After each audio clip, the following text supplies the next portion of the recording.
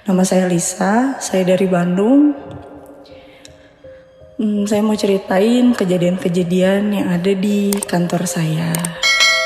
Jadi kantornya itu sekitaran Jalan Ahmad Yani di Bandung.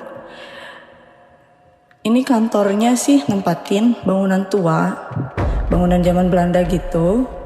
Tapi itu dari luar sih memang tampaknya agak horor, tapi kalau di dalam sih udah dibagusin gitu, udah enak. Kantor ini bangunannya 4 lantai. Di kantor ini juga cuma ditempatin sedikit orang, cuma 13 orang. Selama 5 tahun ini cuma 13 orang dan orangnya nggak ganti-ganti. Di lantai 1 itu untuk parkiran motor sama nyimpan beberapa barang-barang bekas. Di lantai 2 ini office, dapur, sama ruang TV, ruang meeting. Di lantai 3 itu ada tempat istirahat buat OB atau karyawan gitu, buat nongkrong-nongkrong, ngopi-ngopi di atas di lantai 3. Lantai 4 itu ada ruangan bos, tapi jarang ditempatin. Nah, di lantai 3 sama lantai 4 ini jaranglah anak-anak nongkrong di sana, karena di lantai 2 di office itu juga udah ada balkon buat ngerokok, buat ngopi di sana. Nah, aku mau ceritain kejadian waktu tahun 2017. Kejadian 2017 ini masih siang, masih jam 4 sore atau jam 5 sore. Pokoknya matahari masih ada lah gitu, masih cerah. Itu ada 1, 2, 3, 4, ada sekitar 6 orang di kantor karena masih siang. Yang 2 orang ini shift pagi. Shift pagi ini lagi main game di belakang di ruang meeting. Nah, yang 4 orang lagi ini masih ada di office. Terus ada 2 orang yang di office karena shiftnya udah selesai nih, shift pagi sekitar jam 4 mereka pulang. Sisa 4 orang. Nah, 2 orang yang main game itu masih ada di belakang, deket dapur, deket ruang meeting lah, dia lagi main game. Mereka ngedengar suara dari lantai 3, dari pintu luar balkon lantai 3 itu dia dengar ada yang buka pintu. Nah, teman tuh nanya, Aldi, Mane denger gak ada suara pintu di atas? Apa jangan-jangan ada tukang bangunan nih di atas gitu, dia tanya. Aldi jawab, iya orang dengar, nanti kita cek ya ke atas, katanya gitu. Beres gamenya, mereka cek ke atas. Tiba-tiba pas di atas, mereka lihat ada tangan. Tangan tuh lagi mau ngeraih pintu. Padahal itu selang waktunya udah agak lama ya dari dia main game sama mau ngecek pintu tuh. Tapi dia ngelihat ada tangan megang ke pintu gitu. Gak sempet mereka lihat wujudnya, mereka udah lari langsung ke bawah. Guys katanya, ya ada maling nih kayaknya di atas nih. Terus kita panik, kita kaget, kita ambil apa aja gitu, ambil sapu, ambil gunting, ambil penggaris gitu, udah siap-siap aja mau ke atas, mau takutnya kalau emang bener maling gitu. Dan saya juga udah siap-siap mau telepon polisi sama telepon bos saya gitu, karena takutnya di atas benar ada maling. Begitu kita mau ngecek ke atas, baru 2 langkah dari lantai 3 ini, baru 2 langkah, tiba-tiba pintu kamar tempat buat istirahat dan nongkrong anak-anak itu tiba-tiba bunyi cek. Itu kaget banget, semua orang pada turun ke bawah, kita panik, kita telepon bos saya telepon kuli bangunan sama telepon mas tukang bersih. Dia datang terus ngejelasin ke kita, oh itu udah biasa teh, itu sih biasanya yang anak kecil, kalau enggak yang ibu-ibu yang suka diem di tangga, dia bilang. Nah, ini kejadian yang kedua sekitar tahun 2018. Jadi ada teman saya namanya Vera, dia lagi tidur di atas karena dia beres shift malam kan. Sekitar subuh kali ya, jam 4 dia istirahat di atas karena kan kalau pulang jam segitu takut juga ya, banyak begal gitu. Lagi tidur nih, tiba-tiba itu ada kaca kan, di kamar itu tuh ada kaca itu diketuk bener-bener jelas. Kaget dong.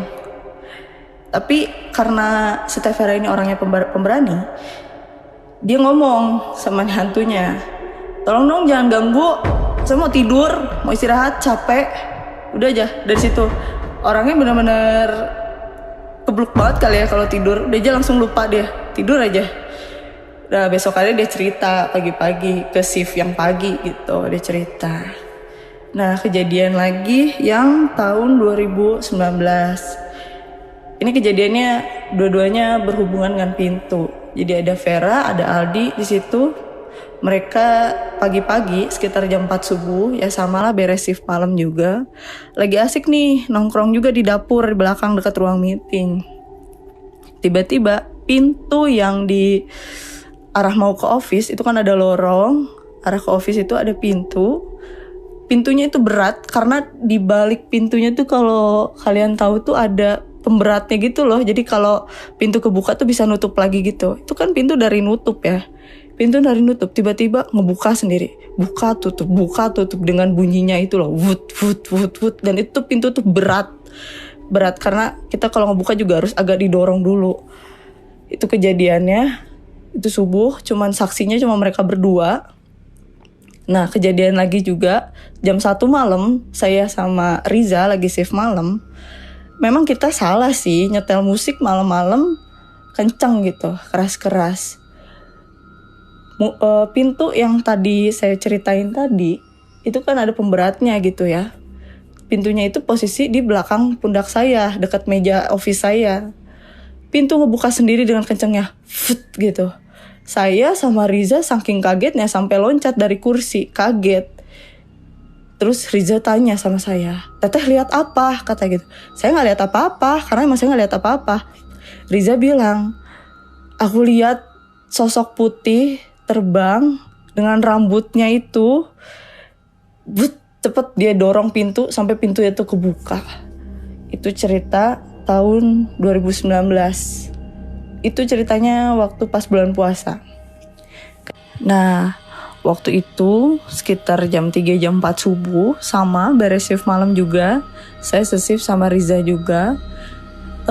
Itu kan kita mau tiduran ya di belakang. Di belakang tuh ada ruang TV. Kita mau tiduran di situ. Jadi kayak saya masih tidurannya di bagian dalam. Si Riza ini depan TV gitu, tiduran di sofa. Nungguin pagi lah gitu, karena pulang jam segitu takut begal. Sebelum-sebelumnya emang si Riza udah cerita ada suara telepon, tapi dari bawah, bukan dari office. Satu-satunya telepon yang aktif itu cuman ada di office, di meja saya aja. Telepon yang dia lain itu nggak ada telepon. Ada di bawah bekas ruang resepsionis, tapi itu udah nggak aktif dan udah dicabut juga si kabel itunya tuh, kabel teleponnya itu udah dicabut dan udah berdebu tebal gitu ya. Riza itu ngedengar suara ada yang telepon sekitar jam 3 subuh. Saya nggak hiraukan itulah, saya abaikan itu. Tidurlah, baru juga ngelenyap lah gitu ya, tidur. Beres shift malam, tiba-tiba kita dengar ada suara orang langkah pak dari arah tangga. Aku juga masih ngehirauin tuh, ada suara itu masih biasa aja, nggak terlalu takut. Pada saat itu TV itu ada nyetel, TV apa yang lagi aktif tuh? Aduh saya nggak tahu ya nama channelnya apa, tapi kayak ada promo-promo barang-barang elektronik gitu. Kan biasanya kalau yang kayak gitu ada backsound suara telepon gitu kan, ceritanya ada orang yang pesan atau ada orang yang nanya-nanya gitu. Saya pikir itu suara dari TV, tapi TV itu lagi di mute, lagi di mute. Karena kita mau tidur berdua karena capek banget abis shift malam. Ada telepon bunyi, tapi dari lantai bawah. Itu gimana ya? Kagetnya setengah mati. Begitu saya yang ngedenger sendiri itu saya baru percaya. Saya langsung dong panggil Riza. Riza, kayak kita udah harus cabut sekarang deh. Bener, kayak kita harus pergi. Udah disuruh balik. Ya udah yuk kita balik. Akhirnya kita balik deh. Kita cabut langsung balik deh. Udah selesai dari situ. Nah, karena setahun ini ya, dari tahun 2020 sampai 2021 ini pandemi, jadi banyak anak-anak kantor yang lebih memilih WFH. Kalau saya sih masih tetap ke kantor, kecuali kalau lagi shift malam saya memilih WFH. Karena jarak apartemen saya, jarak rumah sama kantor itu kan gak begitu jauh lah. Bahkan apartemen saya juga kalau saya mau ke kantor tinggal jalan kaki. Saya lebih memilih kerja di kantor tetap gitu. Meskipun saya sendirian, saya harus sendirian, saya tetap ke kantor sendiri-sendiri juga. Yang saya rasain selama hampir setahun itu gangguan hantu di kantor itu nggak ada, ke saya sih nggak ada, aman-aman aja lah saya rasanya. Kadang saya kalau di kantor sendirian ditemenin sama suami, kadang juga ada teman kantor yang kerja di kantor juga karena ada saya, ada temennya.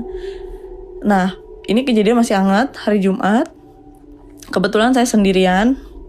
Di jam 7 jam 8 itu saya nyuci panci, nyuci mangkok. Air tuh jadi kecil, saya rasa. Kok air kecil ya? Malesin juga kan kalau nyuci panci atau nyuci piring harus di air yang kecil. Saya pindah ke belakang, ke wastafel yang ada di kamar mandi. Cuman buat bilas doang gitu kan, air yang kecil. Saya matiin tuh semua air, udah jelas dong air semua mati. Beres bikin Indomie, saya masuk lagi ke office. Saya kerja lagi sampai jam 9, saya ke air. Niatnya udah ke air terakhir, mau cabut lah gitu. Beres kerja, udah mau cabut, mau pulang. Lagi mau tutup komputer, lagi mau matiin PC. Di belakang saya dengar keran air nyala deres dua-duanya, kamar mandi sama yang di dapur. Kaget dong. Tapi di situ saya masih mikirnya berusaha buat positif, berusaha buat nenangin diri supaya nggak takut, nggak kaget gitu. Tenang, nggak ada apa-apa kok. Saya berusaha nenangin diri aja. Udah gitu, beres saya mau matiin TV, saya ambil jaket, ambil helm, ambil tas. Niatnya mau ke belakang nih, mau nutupin air. Abis itu saya mau kunci-kunciin nih pintu yang office sama pintu balkon luar mau saya kunciin. Kagetnya saya, belum juga beres keluar dari kantor, itu ada pajangan punya si bos, itu ada mainan mobil-mobilan gitu, itu ngegeter satu bingkai gitu, gede, itu ngegeter semua. Aduh saya kaget banget, lari lah saya langsung ke kamar mandi. Masih ingat aja saya pengen matiin itu air, karena takutnya boros air, saya matiin air, dua-duanya nyala. Saya lari lagi ke bawah buat kunciin gerbang kantor. Di depan kantor tuh ada tukang nasi goreng. Tukang nasi goreng ini suami istri, ibu-ibu sama bapak-bapak, ya mbak-mbak sama mas-mas. Saya sambil basa-basi, karena mereka juga nanya, teh kok buru-buru, katanya gitu. Ya mas, saya ada kejadian. Terus saya ambil basa-basi sama masnya, mas kemana aja kemarin, kayak gitu-gitu, kenapa gak jualan. Si mbaknya bilang, ya mbak saya pulang kampung. Mbaknya nanya, mbak kenapa sih, katanya gitu. Itu gak derek-dek gitu tangannya. Ya mbak bisa ada kejadian, itu tadi keran air nyala sendiri, saya bilang gitu. Terus ada box mainan itu ngegeter. Mbak bisa temenin saya gak? Iya mbak, sok mau ditemenin apa, kata si mbaknya. Saya bilang, saya kayaknya lupa kunci pintu yang di atas, mbak mau temenin saya gak? Hayu mbak saya temenin. Saya buka lagi tuh pintu gerbang. Baru juga mau masuk, mbaknya bilang, aduh teh maaf kepala saya pening, katanya gitu. Mulai panas nih auranya. Itu di sana ada nenek-nenek sama kakek-kakek. Mbaknya nunjuk ke arah tangga, ke arah deket kamar mandi yang di lantai bawah yang gak pernah dipakai. Itu ada nenek-nenek, ada kakek-kakek. Dia bilang saya gak boleh masuk. Dia udah mulai marah mbak, katanya gitu. Duh saya takut deh. Saya juga ingat bos saya itu sempat bawa temennya yang punya sixth sense lah gitu, bisa ngelihat makhluk gaib. Temennya bos saya ini bilang, di sini ada sosok ibu-ibu udah tua, dia nempatin tangga deket kamar mandi bawah. Dan ternyata emang bener. Dan kakek-kakek yang dilihat sama si mbak ini, kata si mbaknya wujudnya tuh kayak gede gitu, hitam, tapi itu kakek-kakek gitu. Saya kaget, dari situ males juga ya buat nerusinnya karena masih shock, masih ngegeter juga tangan saya. Karena saya baru ngalamin lagi kejadian setelah setahun. Keluar cabut, saya kunci lagi kantor, udah selesai deh. Ini kejadian masih hangat hari Jumat kemarin.